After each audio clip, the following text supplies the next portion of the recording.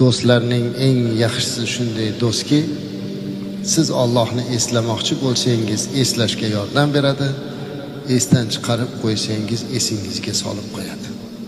Mana bu haqiqiy do'st.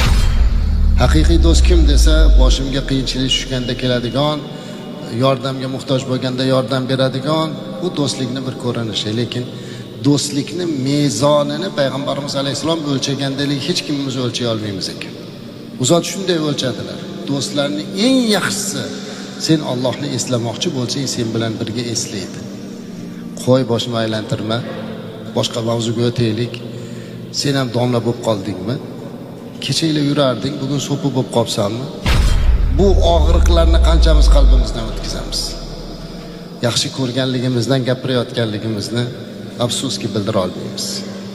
Lekin do'stlarning eng yaxshisi azizlar, mana shu birodar, Alloh bor, qiyomat bor, o'lim haq. Bu dunyoga hammamiz mehmonmiz. Bir kuni Parvardigorning huzuriga borishimiz bor. Seni bu yurishing yaxshi emas. Mana bu ishlaring shariatga xilof. Mana bu ishing halol emas. Insof qil, taqvo qil degan gapni aytadigan do'stingiz bo'lsa, demak siz zo'r do'stingiz bor ekan.